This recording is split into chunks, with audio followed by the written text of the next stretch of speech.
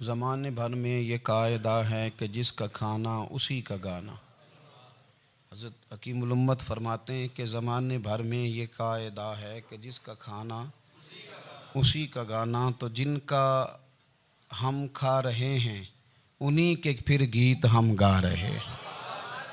کائنات ارضی اور سماوی پر سب سے بڑا، سب سے شاندار، سب سے خوبصورت، سب سے ٹھنڈا، سب سے امن والا جو انقلاب ہے وہ میرے نبی پاک نے برپا فرمایا۔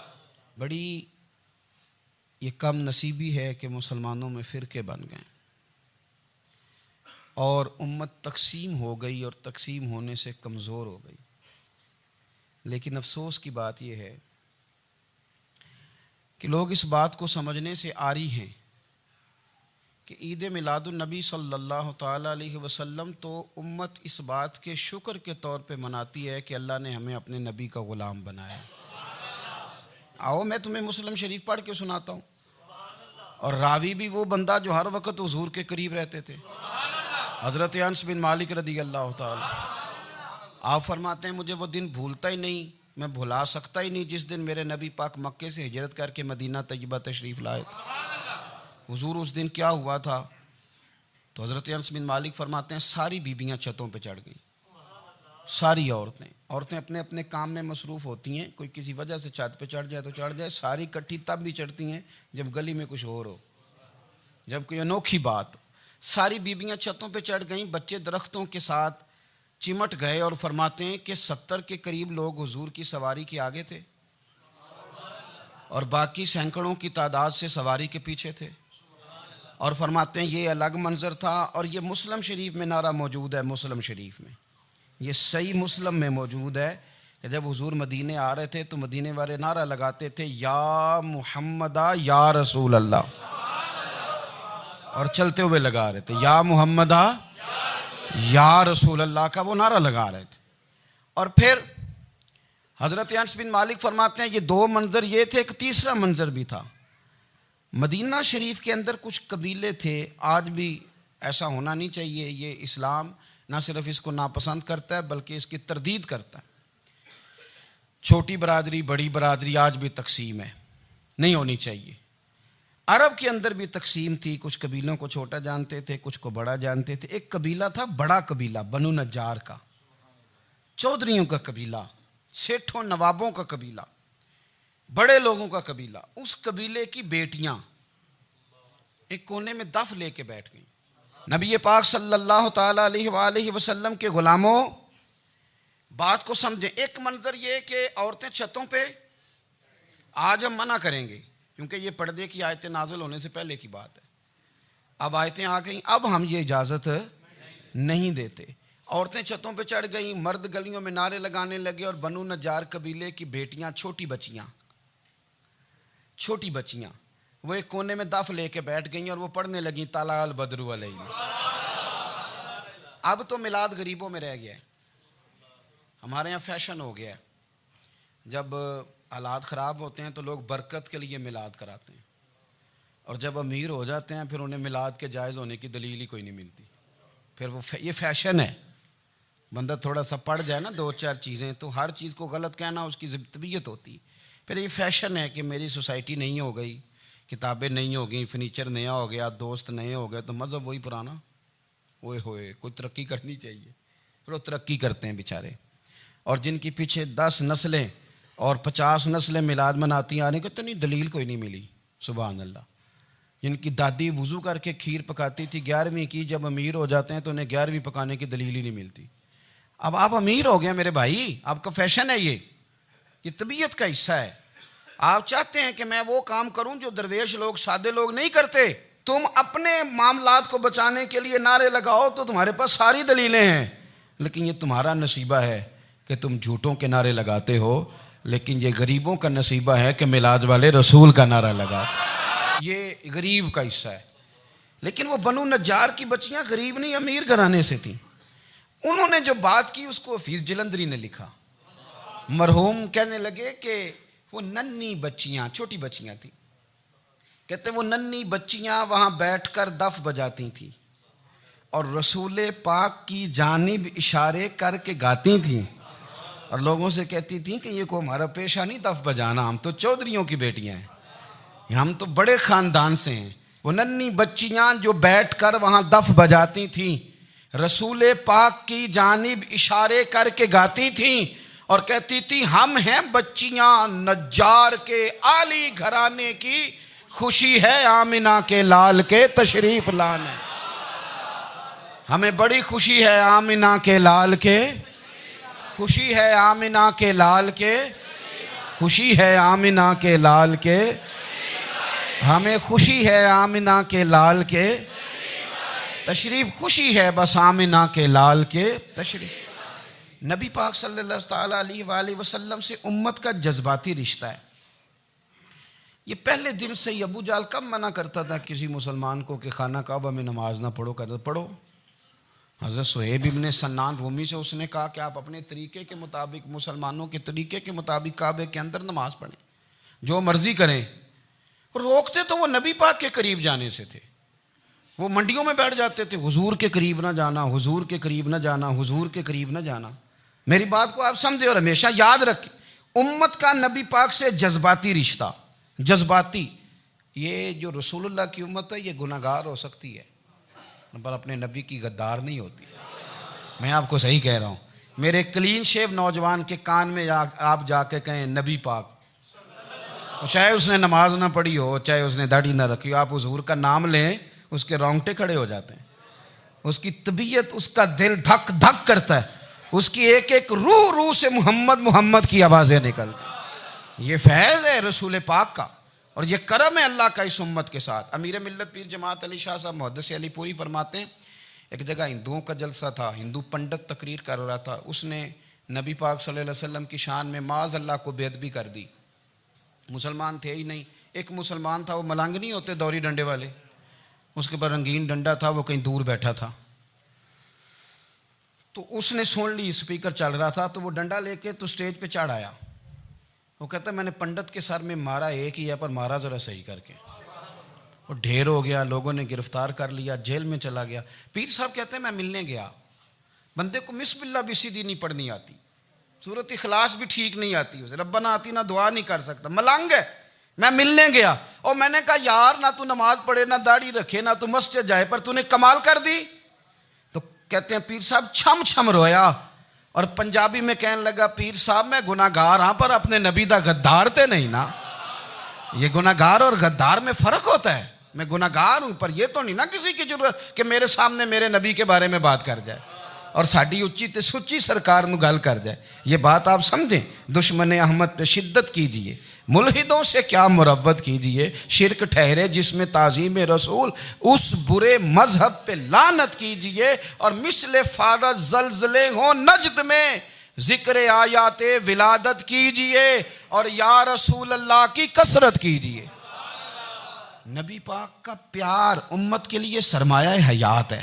رسول پاک کے ساتھ امت کا والہانہ رشتہ ہے۔ نبی پاک کے ساتھ والے، حضرت خبیب کو گرفتار کر لیا مکے والوں نے، اس وقت غربت تھی اسلام پر، مکے میں سارے لوگ کٹھے ہو گئے اور چوک میں پھانسی دینے لگے حضرت خبیب کو۔ کہنا آسان ہے، کرنا بڑا مشکل ہے۔ بندہ جیل میں الجھ جائے تو میں نے بڑے بڑے سیانے لوگ معافیاں مانگتے دیکھے، بڑے بڑے لوگ کہتے دیکھے ہیں کہ یہ کام بڑا، قید تنہائی بذات خود ایک مصیبت ہے۔ آپ کو اکیلا رہنا پڑ جائے نا، یہ لاک ڈاؤن ہوا ہے تو لوگ نفسیاتی مریض بن گئے، اکیلے رہنا، تنہا رہنا کوئی چھوٹا کام ہے۔ حضرت خبیب اکیلے اور مکے کا دور اور چاروں جانب کافر، اور چوک میں جب پھانسی پہ لٹکایا جانے لگا تو ابو سفیان بولے اور بول کے کہنے لگے یار بندہ کوئی کام کر کے بڑا پچھتاتا بھی ہے کہ یار نتیجہ کیا نکلا، تو معاذ اللہ آپ کا بھی نتیجہ تو پھانسی ہے، تو آپ کا کیا خیال ہے؟ یہ آپ یقین کریں کہ لوگ صحیح صحیح ساتھ چلتے ہیں، تھوڑی سی دشواری اٹھانی پڑ جائے تو کہتے ہیں میں گاڑی ٹھیک تھا، پر انہی پتھروں پہ چل کے اگر آ سکو تو آؤ، میرے گھر کے راستے میں کوئی کہکشاں نہیں ہے۔ لوگ نا میٹھا میٹھا کھانا چاہتے ہیں، تھوڑا کڑوا آ جائے تو مصیبت بن جاتی ہے۔ کہتے ہیں سارے فلانے سے پیار کریں گے تو میں کروں گا، سارے مخالفت بھی کریں گے تو ہم انشاءاللہ پیار ہی کریں گے۔ یہ کیا بات ہوئی کہ ہم زمانے کا رنگ دیکھ کے چلیں گے؟ اب بعض لوگ پچھتا رہے ہوتے ہیں، حضرت خبیب سے کہا، ابو سفیان نے ابھی کلمہ نہیں پڑھتے تھے، کہنے لگے تو اس وقت پھانسی پہ لٹک رہا ہے اور تیرے نبی مدینے میں اور آرام میں، اور ان کے صحابہ آرام میں، اہل بیت گھر میں، تیرے ذہن میں اگر اس وقت یہ بات ہو کہ اس وقت تیری جگہ پہ وہ ہوتے معاذ اللہ، تو پھر کیا ہوتا؟ مجمع غیروں کا، علاقہ غیروں کا، یہ ٹائم آیا تھا اب نعرہ رسالت لگانے کا، اب ٹائم آیا حضرت خبیب نے نعرہ رسالت لگانا ہے، پر لگانا کس طرح ہے کہ کافر یاد رکھیں۔ حضرت خبیب سے کہنے لگے اگر تیری جگہ حضور ہوتے تو پھر تیرا کیا خیال ہے معاذ اللہ؟ تو حضرت خبیب کہنے لگے تم ابھی بھی نہیں سمجھے؟ ٹھیک ہے میں مکے میں اکیلا ہوں، سارے لوگ مدینے میں ہیں، پر میں پچھتا نہیں رہا، میں تو فخر کر رہا ہوں، میں فخر کر رہا ہوں اس لیے کہ چوری کر کے جان نہیں دے رہا، مدینے والے کی عزت پہ جان دے رہا ہوں، میں فخر کر رہا ہوں۔ فرمایا سن، تو کہتا ہے تیری جگہ حضور ہوتے اور تم انہیں یہاں معاذ اللہ پھانسی پہ لٹکاتے۔ فرمایا سن، میں تو یہ بھی پسند نہیں کرتا کہ میں گھر میں بیٹھا ہوں اور میرے نبی کو ہلکا سا کانٹا بھی چبھ جائے، ہمارا اپنے نبی سے محبت کا رشتہ ہے، ایک کانٹا بھی حضور کے قدم مبارک میں چبھے ہمیں برداشت۔ مجمع ان کا تھا، نعرے لگ رہے تھے، ہم نے مسلمان پکڑ لیا، لیکن حضرت خبیب نے اکیلے، اللہ کرے آپ کو میری بات کی سمجھ آئے، اللہ کرے آپ کو سمجھ آئے، اکیلے جب پھانسی کے تختے کے قریب نعرہ لگایا نا کہ میں تو کانٹا بھی نہیں چبھنے دوں گا اپنے نبی کو، اب سارے ہار گئے۔ اب اس ایک جملے نے نا ان کو شکست خوردہ کر دیا، اب بول کچھ نہیں سکتے تھے، گردنیں جھک گئیں، اور جب سناٹا چھایا تو ابو سفیان ساتھ والے سے کہنے لگا باقی ساری باتیں اپنی جگہ پر ہیں، پر اصحاب محمد سے پیار تو بڑا ہی کرتے ہیں نا، اور وہ کچا رنگ للاری والا جیڑا چڑھ دا تے لیندا رہندا، اے عشق تیرے دا رنگ محمد چڑھ جائے پھر نہیں لیندا۔ کہا یار پیار تو یہ کرتے ہیں نا، اس میں کوئی شک والی بات، اس پیار سے کافر ڈرتا ہے۔ نبی پاک کے ساتھ جذباتی وابستگی، حضور کے ساتھ غلاموں کا جذباتی رشتہ، اور نبی پاک صلی اللہ تعالی علیہ وسلم کی آمد پر تشکر کے جذبات۔ امام رازی نے لکھا ہے کہ حضرت موسیٰ کلیم اللہ علیہ السلام نے تورات کی تختیوں کے اندر ایک امت کا ذکر پڑھا کہ جو امت گناہ کا ارادہ کرے گی تو گناہ لکھا نہیں جائے گا جب تک کر نہ لے، اور نیکی کا ارادہ کرے گی تو رب ان کی نیکی لکھ دے گا، اور جب وہ کر لے گی تو اللہ 10 گنا اجر عطا کرے گا، اور وہ ایسی امت ہوگی کہ جن کے چہرے قیامت کے دن نور کی طرح چمکیں گے، اور وہ امت ہوگی جن کی اللہ تعالیٰ زمین ساری پاک فرما دے گا، جہاں نماز پڑھیں گے نماز ہو جائے گی۔ یہ تذکرے پڑھ کے تو حضرت موسیٰ کلیم عرض کرنے لگے اللہ یہ امت میری بنا دے، تو رب کریم نے فرمایا کہ موسیٰ نہیں، یہ تو میرے محبوب کی امت ہے، فرمایا یہ تو میرے نبی پاک کی امت، حضور کی امت۔ اللہ اکبر۔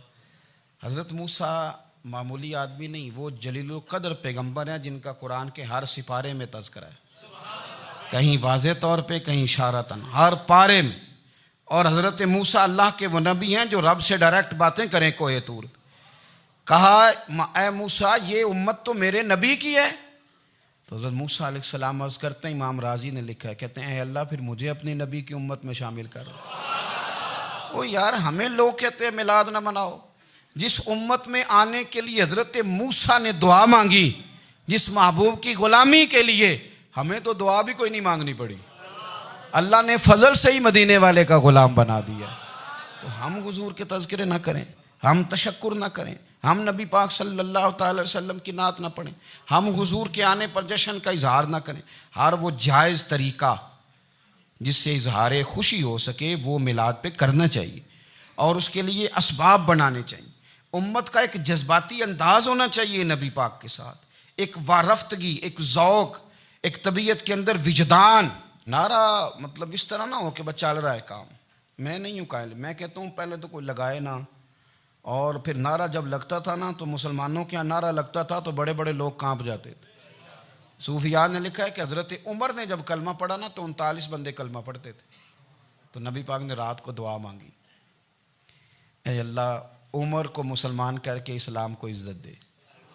حضرت عمر سویرے آ گئے، میں وہ تفصیل میں نہیں جاتا، بات لمبی۔ حضرت عمر جب آئے نا اور انہوں نے آتے جب کہا نا کہ میں کلمہ پڑھنے آیا ہوں، تو حضور اتنے راضی ہوئے کہ نبی پاک نے کہا اللہ اکبر، تو صحابہ نے نعرے لگائے اللہ اکبر اللہ اکبر، یعنی 40 لوگ مسلمان ہوئے تو نعرے لگے ہمارے صوفیاء کہتے ہیں حضرت عمر کے آنے پر جب نعرے لگے تو بتاؤ کہ وہ تو نعرہ تکبیر لگا، نعرہ رسالت کیوں نہیں لگا؟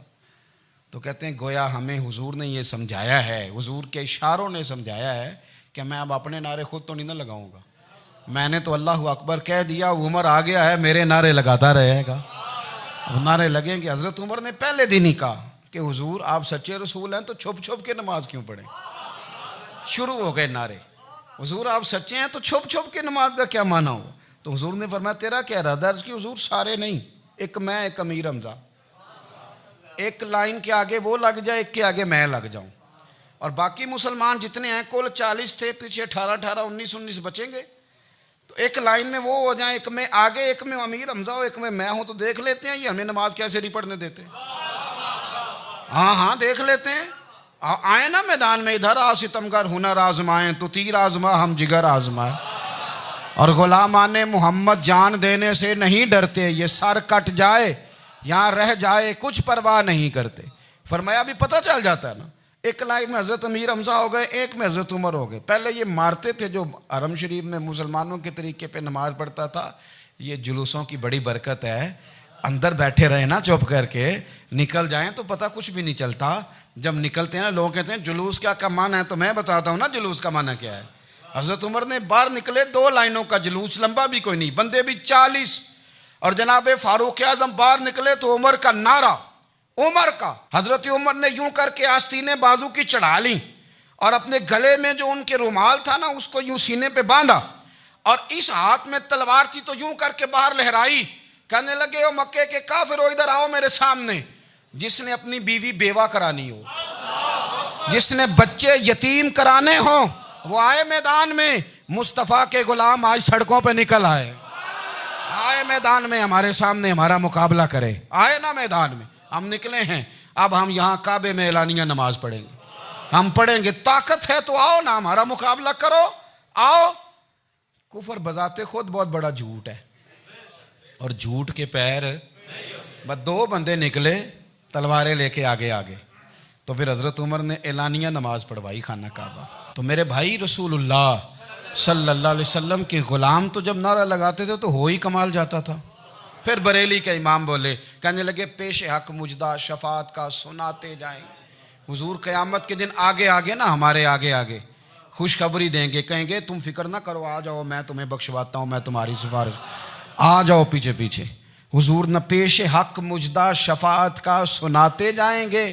یقین کریں بریلی کے امام کو بھی بڑا ہی رنگ آتا ہے بیان کرنے کا، کہنے لگے آپ روتے جائیں گے، اللہ کو منانا ہے نا حضور نے، کہتے ہیں پیش حق مجدہ شفاعت کا سناتے جائیں گے، آپ روتے جائیں گے پر ہم کو ہنساتے جائیں گے، باغ جنت میں محمد مسکراتے جائیں گے، پھول رحمت کے گریں گے ہم اٹھاتے جائیں گے، اور حشر میں ہوگا ہمارا داخلہ اس شان سے ہم یا رسول اللہ کا نعرہ لگاتے جائیں، ہم یا رسول اللہ کا نعرہ۔ امام راضی کہتے ہیں حضور نے ایک رکا پکڑا چھوٹا سا، ایک بندے کو لوگ دوزخ میں لے کے جا رہے ہیں، اچھا مجھے ایک بات بتاؤ، فیصلہ پہلے ہو گیا ہے، اللہ کے سامنے ہوا ہے، اور فیصلہ ہو گیا اور طے ہو گیا کہ دوزخ میں جانا ہے، وہ قریب پہنچ گئے دوزخ کے، تو حضور نے دیکھ لیا، اور بتایا کس نے؟ حضرت آدم نے۔ حضرت آدم کہنے لگے حضور وہ آپ کے غلام کو دوزخ میں لے جا رہے ہیں، نبی پاک آگے گئے، کیا پڑھتے ہیں ہمارے بھائی؟ حضور نے مجھے ان سے چھڑا کے چھوڑ دیا۔ نبی پاک صلی اللہ علیہ وسلم آگے گئے، فرمایا ادھر آؤ، کہاں لے کے جا رہے ہو؟ اللہ کے سامنے فیصلہ ہوا ہے نا، فرشتوں نے کیا ہے نا، فرشتے کو کسی سے بددیانتی تو نہیں نہ کرتے، فرشتوں نے جو کیا ٹھیک کیا ہے نا، کیوں لے کے جا رہے ہو؟ سونے گناہ زیادہ ہیں، نیکیاں تھوڑی ہیں، فرمایا میرے سامنے تولو۔ کسی فرشتے نے نہیں کہا کہ سونے معاذ اللہ ہم کو بے ایمان ہے، ہماری کوئی اس سے زد چل ساڈا کو بننا سان جائے دے نال، بھائی میرا مطلب ہے صحیح تولا ہے، فیصلہ ہے، فرمایا دوبارہ تولو۔ گویا رب بھی فرماتا ہے جیسے میرا محبوب کہتا ہے ویسے ہی کر، او کوئی نہیں دوبارہ تول لو، کوئی حرج نہیں، تولو نہ دوبارہ۔ فرشتے دوبارہ آئیں گے، انہوں نے دوبارہ تولا، ایک پلڑے میں نیکیاں ایک پلڑے میں گناہ، اب وہ گناہ پھر زیادہ نکلے تو نبی پاک نے نا جیب سے اتنا سا روکا نکالا، روکے کا بھی کوئی وزن ہوتا ہے، وہ حضور نے نیکیوں کے پلڑے میں رکھ دیا، نیکیاں بڑھ گئیں، فرشتے بھی چپ کر گئے. چلو بھائی جنت میں. میری طرح کا تھا نا پتہ سارا ہے سردار نو کیتی ہے, پتہ تو تھا نا اسے من آنم کے من دانم, تو سیدھا حضور کے قدموں سے جا لگا. کہنے لگا سونیا میں تو ساری زندگی گناہ کرتا رہا, یہ کون سی نیکی ہے؟ تو حضور فرمانے لگے چپ کر, جنت کا دروازہ کھول گیا, تو جا جنت میں. حضور رکے میں کیا ہے؟ فرمایا تو نے ایک دن درود و سلام نہیں پڑھا تھا, میں نے تیرا سنبھال کے رکھا ہوا تیرا درود شریف, وہ نعرے رسالت بھی تو نے لگائے تھے, وہ تو کھول کے میرے تذکرے میں نے تیرا سنبھال لیا. دوزخ میں میں تو کیا میرا سایہ نہ جائے, کیونکہ رسول پاک سے دیکھا نہ جائے. میرے رسول پاک اور میری بات سنو, میں بھی آپ کو کھانا نہیں کھلاتا, لنگر میرے سنگی کھلاتے ہیں, میرے دوست آپ کو کھانا پیش کرتے ہیں. ہر جگہ آپ جاتے ہیں تو وہاں کچھ لوگوں کی ڈیوٹی ہوتی ہے. لیکن ترمذی شریف سیاستہ کی حدیث ہے, حضرت انس نے پوچھا تھا حضور قیامت میں کہاں ملیں گے؟ فرمایا حوض کوثر پہ. حضور وہاں انس پانی پلائیں گے کہ بلال پلائیں گے کہ سہیب پلائیں گے؟ فرمایا نہیں, امت پیاسی آئے گی تو میں اپنے دست مبارک سے پانی پلاؤں.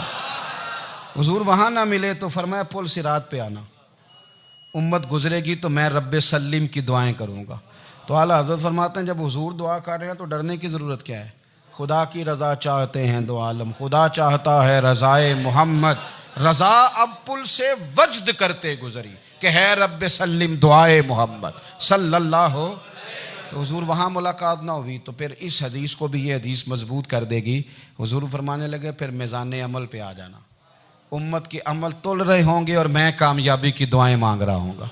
تو جس کے لیے حضور دعا مانگیں گے ناکام ہوگا, ناکام ہوگا. اپنے بچوں کو حضور کی محبت سکھائیں, نبی پاک صلی اللہ علیہ وسلم کی غلامی کریں. آپ کا رشتہ نبی پاک کے ساتھ مضبوط ہونا چاہیے, آپ کے تعلقات حضور کے ساتھ مضبوط ہونے چاہیے. اور آپ نے دائیں بائیں نہیں دیکھنا کہ پراپوگنڈا کیا ہے, لوگ کیا کہہ رہے ہیں. لوگوں کو دیکھ کے جو لوگ رستہ بناتے ہیں وہ پیچھے رہ جاتے ہیں. آپ نے یہ دیکھنا ہے کہ میرا حضور سے نسبت کا تعلق مضبوط ہے, کوئی کدھر جا رہا ہے اس سے ہمیں کوئی تعلق. اس وقت عالمی حالات کیا ہیں, قومی حالات کیا ہیں, معاشی حالات کیا ہیں, جرنلسٹ کیا کہہ رہے ہیں فلانے کے, ہمیں اس سے غرض نہیں ہے. ہمیں تو اتنا پتہ ہے کہ ہم نے اپنے نبی کو راضی کرنا ہے. تو اس لیے خوبصورت محافل کا ذکر کریں, خوبصورت درود شریف پڑھیں.